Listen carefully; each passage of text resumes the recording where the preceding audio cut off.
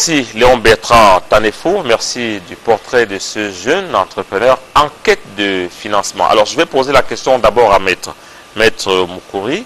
Les jeunes qui veulent se lancer dans l'entrepreneuriat aujourd'hui, est-ce que de votre point de vue, la question de financement est préalable à l'intention du projet? Non, je ne pense pas. Je le dis de façon péremptoire pour avoir déjà un peu d'expérience avec les startups, les porteurs de projets, pas seulement dans le secteur du numérique, dans presque tous les secteurs d'activité. La jeune entreprise, le jeune porteur de projet doit préalablement se poser la question de la structuration de son projet, la question de la planification, parce que en anglais on vous dira you need to have a plan first. Il faut d'abord avoir un plan pour aller chercher les moyens pour le mettre en œuvre. Et le plan, c'est la stratégie, le plan, c'est sa structuration. Et la structuration juridique, financière et opérationnelle du projet sont les préalables avant d'aller chercher le financement qui va aider à la mise en œuvre du plan. Alors, on essaie de prendre votre explication, on la transporte sur notre ingénieur agro-industriel. C'est par ça que vous avez commencé. Est-ce que vous avez besoin d'argent d'abord avant de mettre sur pied votre projet Djumbi, nourriture, alimenter le Cameroun?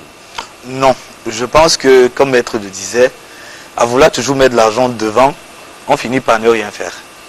Le plus important, c'est d'avoir un business model assez clair. Moi, j'aime à dire, lorsqu'on a un projet, si on n'arrive même pas à convaincre les proches, à vendre l'idée, ça sera difficile. Ce n'est pas avec l'argent qu'on le fera. Donc, j'ai un problème avec l'adage qui dit on n'est pas prophète chez soi. Je pense que tous ceux qui ont réussi ont eu d'abord le soutien des siens.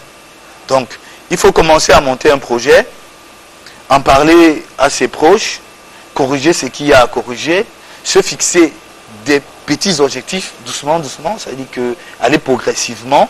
Et puis après, la question de l'argent pourra se poser parce que tout n'est pas question d'argent. La question de l'argent va venir après. Après. Lorsqu'on aura posé un projet, Oui. pour poser n'est-ce pas une idée? Oui. Alors, pour poser une idée, pour construire un projet, je vais m'adresser à monsieur André Roth, architecte carrière. Il faut quand même quelque chose, il faut un petit quelque chose, non, pour construire un projet avant d'aller chercher de l'argent. Tout à fait. La question, elle est appropriée. Vous êtes architecte carrière. Tout à fait. Donc moi, par rapport à la problématique qui a été posée, je dirais l'argent est nécessaire. Mais je vais inverser. Ça veut dire qu'il faut avoir un produit qui soit capable d'être vendu à un marché. Donc c'est votre produit parce que vous le vendez qui doit être capable de vous apporter de l'argent. Donc il faut se concentrer réellement sur ce qu'on a à proposer, donc ce qu'on appelle la proposition de valeur, et très rapidement penser au marché qui va absorber ce produit de façon claire. Maintenant, l'autre chose aussi, parfois quand on veut entreprendre, c'est qu'on n'a pas toujours la compétence qu'il faut. Donc c'est important quand on veut entreprendre, soit d'avoir déjà la compétence initiale dans le domaine qu'on veut vendre sur le marché, ou de s'associer à quelqu'un qui pourrait apporter cette expertise, aller partager des parts de votre entreprise, mais d'être ensemble pour attirer de meilleures parts de marché et permettre à votre produit d'être viable et durable sur le temps.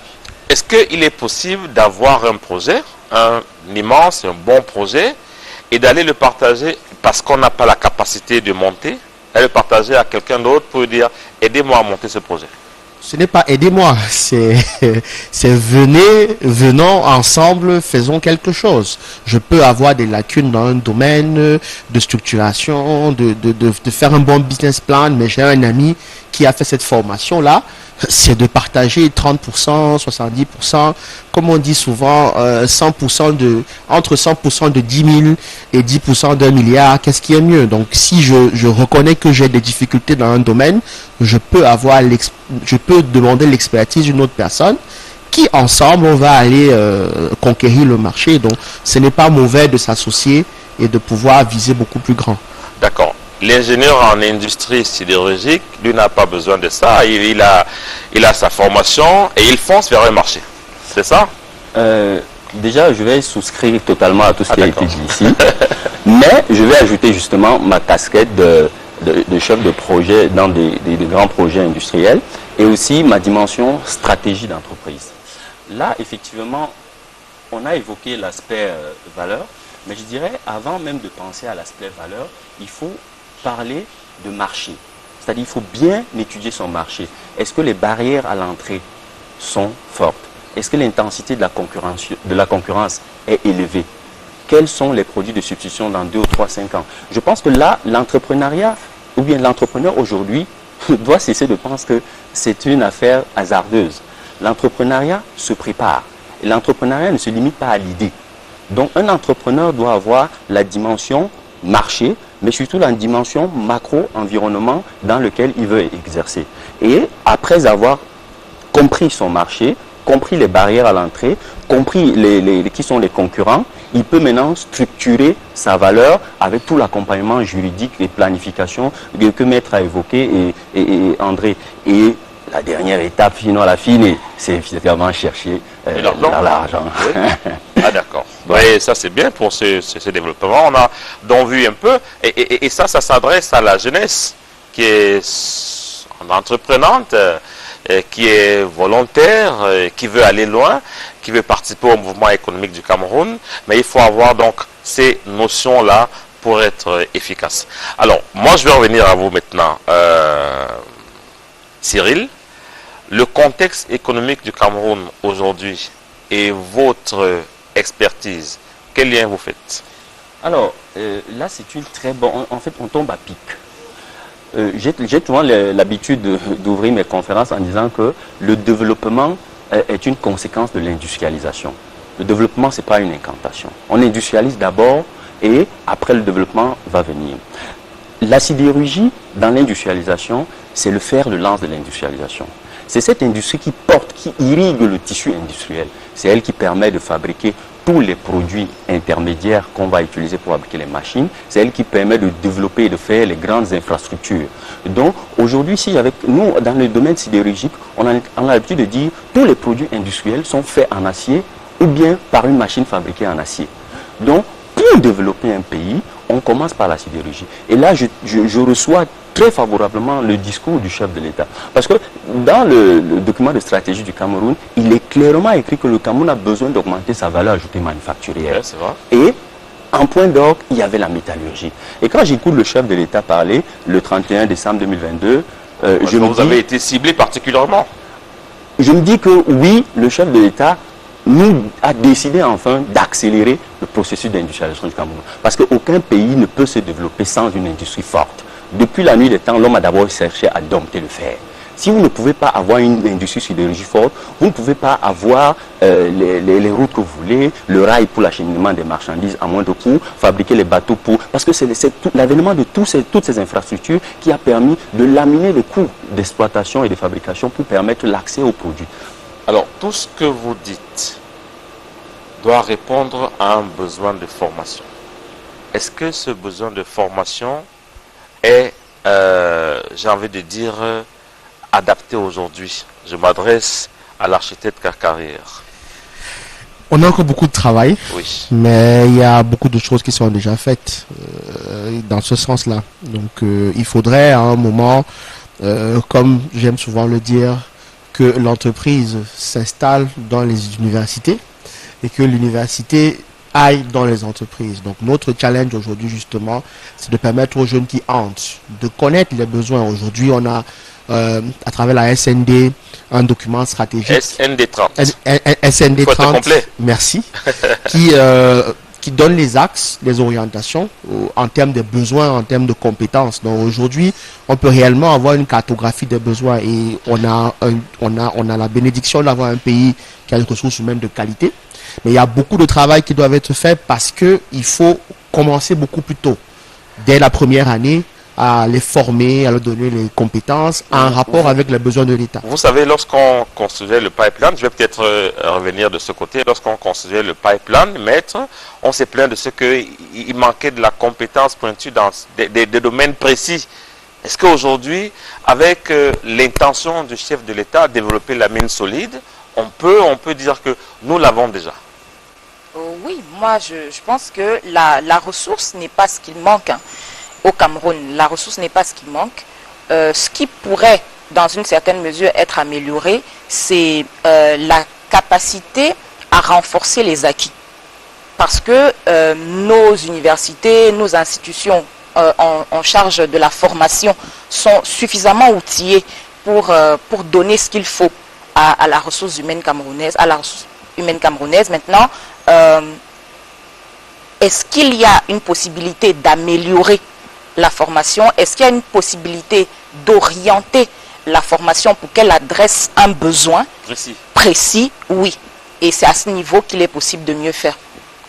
D'accord. On va revenir à votre chose tout à l'heure pour voir un peu comment vous allez contribuer dans la perspective dessinée par le gouvernement. Je voudrais aller à l'homme qui se charge de nous alimenter, de nourrir l'Afrique, mais nourrir le Cameroun d'abord. Alors, vous avez conçu Djumbi. Quels sont les acquis de Djumbi aujourd'hui? D'abord, c'est depuis quand? Dans quel périmètre vous opérez? Bon, je pense qu'il faut commencer à la genèse. Oui. Le chef de l'État, il y a quelques années, nous a invités à aller vers l'agriculture. Je crois que, premiers abords, bon, beaucoup de personnes n'ont pas suivi où il allait, mais aujourd'hui... Le discours vous a motivé? Oui, ça m'a beaucoup motivé. Aujourd'hui, avec ce qu'on observe en Ukraine et toutes les conséquences sur toute l'Afrique, on n'a pas le choix. Moi, quand je m'adresse même à mes proches, je suis un peu alarmiste. Parce qu'à l'allure où nous allons, peut-être nous n'aurons même plus rien à manger d'ici peu. Encore que, quand vous regardez les statistiques, vous verrez que la plupart des cultures que nous faisons, à plus de 97% sont faites de manière artisanale. Et c'est un problème quand on a une population aussi grandissante. Donc, Djumbi est parti d'une expérience personnelle avec des cultures un peu maraîchères. Mais je ne dirais pas que ça a été facile au niveau de l'implémentation. Quand je dis implémentation, ça veut dire que les travaux champestres. Mais la difficulté a été encore plus grande lors de la distribution. Parce que vous avez des produits qui sont périssables à court terme. Et les écouler dans les marchés ne semble pas aussi évident qu'on croit. Et de là, on s'est dit, ok, pourquoi ne pas mettre une plateforme qui pourrait non seulement rapprocher les champs dans les ménages, ça veut dire quoi? Des produits champêtres directement vers les ménages, en faisant une sorte de marché online où des gens pourraient éventuellement passer leurs commandes et que depuis le champ, en évacuant tous des coûts supplémentaires qui peuvent s'accumuler et rendre la vie encore plus chère. C'est de là où est partie l'idée. Mais nous n'avons pas exclu un pan qui est celui de l'information. Déjà, information, pourquoi? Parce que il y a beaucoup de jeunes qui veulent se lancer dans l'agriculture, mais qui ne savent pas comment s'y prendre. Et je le dis parce que le chef de l'État ou bien le gouvernement, il y a beaucoup de programmes qui accompagnent les jeunes, mais qui n'ont pas l'information. Vous verrez qu'il y a beaucoup de programmes dans beaucoup de cultures, mais l'information, les jeunes ne les ont pas. Je ne sais pas, bon, on dirait que c'est à eux d'aller chercher, ou bien, bon, bref, nous on a décidé qu'il fallait que l'information vienne à... D'accord. Lorsque vous lancez votre plateforme Djumbi, j'imagine on est dans le domaine du numérique, vous intéressez forcément Maître Diengue et vous lui dites, est-ce que vous pouvez m'accompagner et quels sont les instruments d'accompagnement que vous pouvez mettre à ma disposition, Maître? Oui, les instruments, hein, comme je le disais tout à l'heure, la stratégie d'accompagnement est définie sur la base du plan de l'entrepreneur, sur la base de son projet. Parce que le diagnostic préalable, au moment où nous sommes constitués, nous permet de mieux peaufiner la stratégie d'accompagnement. Donc, avec le projet qui est présenté, lorsqu'on a déjà étudié son marché, lorsqu'on sait qu'on tient entre ses mains... Vous avez étudié son marché, lui? C'est le préalable. On ne l'étudie pas pour lui, on l'étudie avec lui. Parce que quand lui vient nous rencontrer et qu'il nous indique en quelques lignes son besoin, nous avons besoin de comprendre son projet avec lui. Donc c'est le préalable. Donc nous avons besoin de poser un diagnostic qui nous permettra d'élaborer une stratégie efficace à mettre en œuvre. Et tout part de, est-ce que ce que vous tenez là a des chances de réussir? Est-ce que ce que vous tenez là comme solution, comme produit, répond à un réel besoin sur le marché? est-ce que sur le plan de la concurrence, vous apportez une proposition de valeur unique qui se distingue? Ce sont les éléments dont nous avons besoin d'être convaincus dès le départ pour pouvoir avoir l'objectivité nécessaire, la lucidité nécessaire pour proposer un plan d'accompagnement. Alors l'accompagnement verra en fonction du projet. S'il vous faut des associés en plus, on saura vous dire comment attirer ces associés et quelle est la valeur que ces associés doivent apporter à la viabilité de votre projet. On saura vous dire en termes d'actifs de propriété intellectuelle, qu'est-ce qu'il faut protéger? Est-ce que c'est votre logiciel? Est-ce que c'est votre nom commercial? Est-ce que ce sont vos marques qu'il faut protéger pour valoriser votre start-up dès le départ pour aller s'attaquer à un marché du financement sérieux qui pourra mettre à disposition les fonds pour mettre en œuvre le plan d'accompagnement? Est-ce que vous tenez compte de ce type de données lorsque vous parlez de profil de carrière aux jeunes que vous encadrez? Oui, bien sûr. Lorsqu'on se lance dans l'entrepreneuriat, il faut effectivement être structuré. C'est très important, c'est le préalable. Parce qu'aujourd'hui, il peut y avoir des opportunités, mais si on n'a pas une entreprise formelle, si on n'est pas structuré en termes de qui on a mis dans son conseil d'administration, les gens qui nous accompagnent, ça aussi c'est de la crédibilité. Ça ne donne pas de l'argent, mais ça donne une caution morale qui peut ouvrir des portes vers des bailleurs, vers des structures de financement qui peuvent vous accompagner à faire décoller votre organisation. D'accord. Alors, parlons donc de notre avocat de l'industrialisation du Cameroun aujourd'hui. Vous avez bien perçu le projet du gouvernement de la SND30, mais aussi du plan directeur d'industrialisation. Où en êtes-vous? Alors, déjà, on a commencé, ça fait 3 ans aujourd'hui que quand je viens au Cameroun, je fais des conférences sur la sidérurgie. Depuis 3 ans aujourd'hui, j'essaye de diffuser la culture industrielle au Cameroun, notamment dans la filière sidérurgique. Je suis chef de projet dans l'industrie sidérurgique, dans une société d'ingénierie en région parisienne. Et je travaille pour la construction des lignes de production d'acier un peu partout dans le monde. Actuellement, je travaille sur 2 projets en Chine. Précédemment, c'était en Suède. Et donc, moi, je pense que, comme je disais, nous avons créé à Paris une association qui s'appelle Elite. Elite, l'objet d'Elite, c'est la promotion de l'excellence académique et professionnelle au service du développement industriel de l'Afrique. Donc c'est dans ce cadre que nous avons décidé de faire pénétrer les idées d'industrialisation en Afrique. Parce que l'urgence du développement nous interpelle. Personnellement, au niveau de la sidérurgie au Cameroun, nous en avons besoin parce que nous avons tous les atouts. Nous avons les atouts minéraliers. Nous avons les ports, nous avons la proximité avec l'eau, nous avons aujourd'hui des champs de houille qui ne sont pas très loin, soit au Cameroun, soit au Nigeria. Donc tous les atouts sont réunis aujourd'hui pour que le Cameroun installe une filière sidérurgique forte. Maintenant, ce que nous pouvons dire, c'est que nous avons besoin d'affiner, un peu comme Maître disait, il y a des compétences, mais nous avons besoin de les affiner. Parce que les jeunes doivent comprendre aujourd'hui que les opportunités sont là, l'Union africaine à son niveau fait ce qu'elle peut, la ZLECAf, les gouvernements s'organisent comme ils peuvent dans la sous-région, alors nous devons accompagner le gouvernement dans cette bataille en leur apportant un positionnement stratégique clair sur l'industrialisation. Donc, si on prend par exemple le cas de la sidérurgie au Cameroun, nous avons besoin, parce que de quel type d'industrie sidérurgique avons-nous besoin? Vous allez répondre à cette question tout à l'heure. Le temps de vous proposer ce reportage, comment trouver de l'emploi dans le secteur de la sidérurgie au Cameroun. On en a trouvé déjà dans l'agro-industrie. Comment capaciter les jeunes à se faire des projets pour avoir de l'emploi. Alors, je crois que dans la semaine écoulée à Douala, il y a eu une compétition avec pour socle Pitch Your Job. Notre reporter Els Atok a suivi cela et elle a vu la jeune dame qui a été lauréate de ce concours. Regardez le reportage. Le Cameroun est la 3e capacité de production hydroélectrique en Afrique, avec plus de 12 000 MW sur la Sanaga et les fleuves du Cameroun. À côté, le Rio del Rey et ses champs gaziers, dont l'un, Utende, constitue 27% de la production possible en gaz. Sans oublier la région du Nord et son potentiel solaire illimité qui déploierait autant de centrales solaires que nécessaire. Tant de ressources naturelles qui contribueraient considérablement à l'industrialisation du pays. La solution est celle de la demande. Nous avons plein de projets que l'on peut faire, mais ils ne peuvent pas se faire si la demande n'est pas assurée.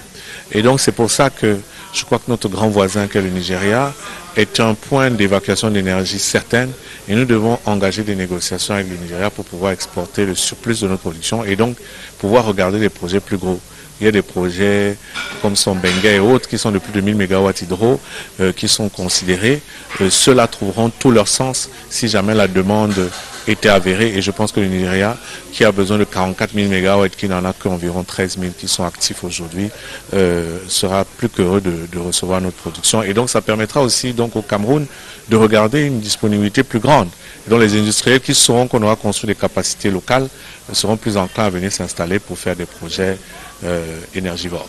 Ce sont là quelques stratégies émanant de ce dîner-conférence qui a réuni les acteurs du secteur de l'industrialisation, chefs d'entreprise, enseignants et membres de la société civile. C'est une initiative majeure de pouvoir mettre ensemble les industries et puis les écoles de formation que nous sommes et au bénéfice de nos apprenants.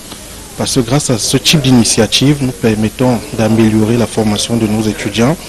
Nous pouvons également booster leur employabilité parce que finalement nous sommes en lien avec le monde des entreprises qui pourra les recruter par la suite. Grâce à ce type de collaboration, non seulement on va booster la formation des étudiants, mais également nous allons pouvoir bénéficier de l'alternance en termes de séjour de nos étudiants à l'école, mais également en entreprise. À l'initiative de ce tout premier rendez-vous du développement, l'association Elite, un regroupement de Camerounais et Africains basé en France, dont la mission est de produire des essais réflexifs sur les questions de développement du continent, faciliter le réseautage entre ses fils et filles et contribuer à l'expansion de l'Afrique et l'amélioration de son image. Nous avons décidé de venir au Cameroun pour mettre et faire la promotion de l'industrialisation au service du développement industriel en Afrique. Donc nous avons mis aujourd'hui les professionnels de l'industrie avec des académiciens pour créer un maillage et décloisonner ce système afin que nous puissions avoir une synergie d'action entre les besoins réels des entreprises, l'objectif, la vision des pouvoirs publics et les besoins de formation. Cette première édition se referme sur des augures prometteuses pour l'industrialisation au Cameroun. De nouvelles initiatives sont annoncées dans les prochains jours avec la collaboration de l'État camerounais.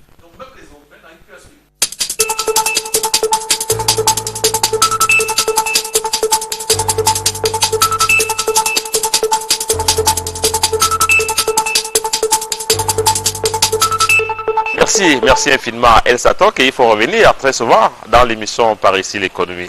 On revient à vous avant de voir le concept de Petit Job dont le promoteur est sur ce plateau. Cyril, alors qu'est-ce que vous proposez de manière réaliste au gouvernement? Vous vouliez développer dessus tout à l'heure, avant le reportage de El Satok. Alors, deux choses. Oui. C'est-à-dire, la première chose, c'est que nous devons créer une société d'industrialisation. Et c'est ce que nous faisons au sein de l'élite et c'est ce que je fais personnellement. C'est-à-dire, Ça, c'est pas prévu encore dans nos différents schémas d'installation au Cameroun? je ne sais pas, peut-être c'est timide. Forcément, ça se discute quelque part. Mais ce que je veux dire, nous devons accélérer. Comment? Moi, je fais des conférences dans les écoles polytechniques. Demain, par exemple, j'ai une grande conférence sur la sidérurgie à l'école polytechnique de Douala. Nous devons faire découvrir cette industrie, ces industries aux jeunes.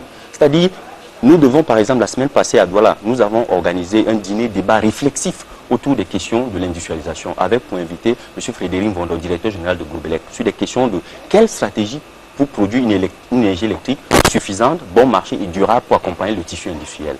Alors, et là, nous organisons ce genre d'événements. Nous avons appelé l'école polytechnique de Douala pour que le besoin, l'adéquation, la synergie, besoin industriel, comme on parlait tout à l'heure, et besoin de formation se jumellent pour accompagner la vision de l'État. Moi, ce que je peux dire à l'État, c'est deux choses. Première chose, c'est aidez-nous. Nous, au contraire, nous allons aider l'État à diffuser la culture industrielle dans les écoles et dans la société civile. La deuxième chose, c'est que nous sommes prêts aujourd'hui à porter les projets d'envergure que le gouvernement a, parce que c'est exactement ce qu'on fait à l'étranger. Moi, je travaille dans des projets industriels pour les plus gros producteurs mondiaux d'acier.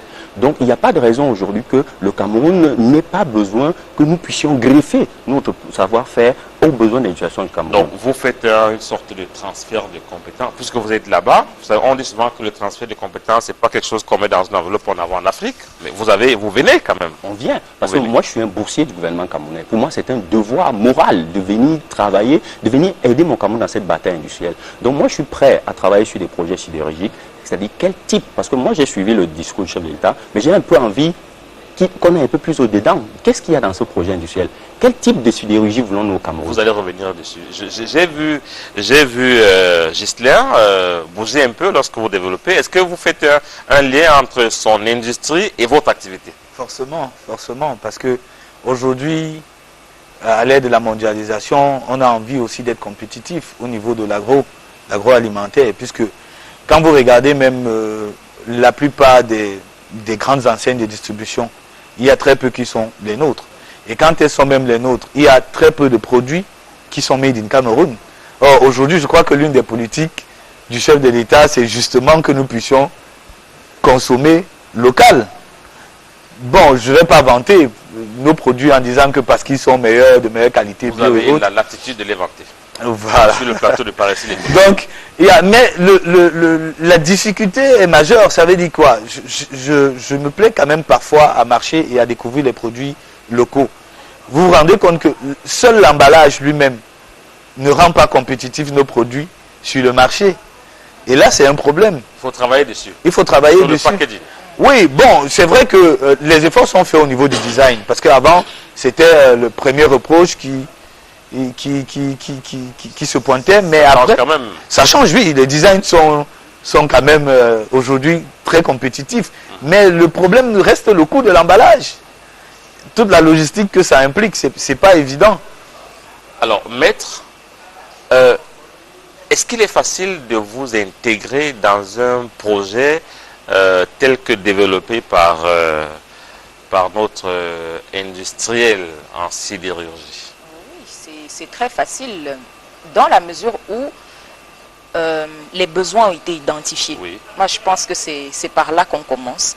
Une fois que le porteur de projet a fait l'effort d'identifier ses besoins, tout à l'heure, mon copanéliste indiquait qu'il y a un travail de fond à abattre pour aller rechercher l'information. L'information est très importante. En fonction du secteur d'activité dans lequel on veut se lancer, on a besoin de savoir quelles sont les barrières à l'entrée, quels sont les enjeux, quelles sont les mesures incitatives, quelles sont les mesures d'accompagnement qui existent sur ce secteur en particulier. Quand on a déjà identifié ces éléments d'accès au secteur, on sait quelles sont les différentes compétences dont il faut s'entourer pour pouvoir donner des chances de réussite à son projet. Donc aujourd'hui, il est possible que vous formiez une sorte de joint venture entre vous et lui pour porter un projet, un plaidoyer au niveau du gouvernement, non? Tout à fait, parce que la mutualisation des compétences est essentielle ici.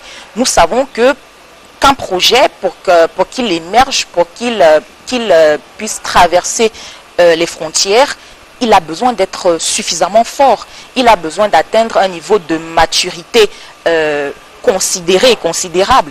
Il a besoin d'être apprécié par les personnes qui vont le consommer. Il a besoin d'être apprécié par les personnes auxquelles il est en train de s'adresser. Donc, une fois que cette ambition-là est clairement conçue, effectivement, la mutualisation des compétences ne peut être qu'un atout pour donner ses meilleures chances de succès au projet. Alors, on a parlé tout à l'heure avec El Satok de Pick Your Job. Le promoteur de ce concept Pick Your Job est sur notre plateau. André, c'est quoi Pick Your Job? Alors, Pick Your... On a eu quelques images tout à l'heure, mais on peut aller en profondeur maintenant, non? D'accord. Pick Your Job est un événement qui est conçu et pensé par l'agence Campus Métier, qui est une agence pour l'orientation, l'éducation et l'emploi. Pourquoi Pick Your Job? Je tiens déjà à rappeler que la finalité d'une éducation de qualité, c'est l'employabilité. Et il n'y a rien de plus beau au monde que d'être payé pour faire ce qu'on aime. Donc, partant de ces deux postulats, je dirais, on s'est dit, beaucoup de parents attendent d'avoir le baccalauréat, le résultat du baccalauréat, pour décider où est-ce que leur enfant va aller à l'université. Nous, on veut inverser la donne, c'est-à-dire permettre aux enfants et aux parents de construire d'abord le projet de carrière, le projet professionnel, où est-ce que l'enfant se projette dans 5 ans, 10 ans comme métier, puis de choisir le parcours universitaire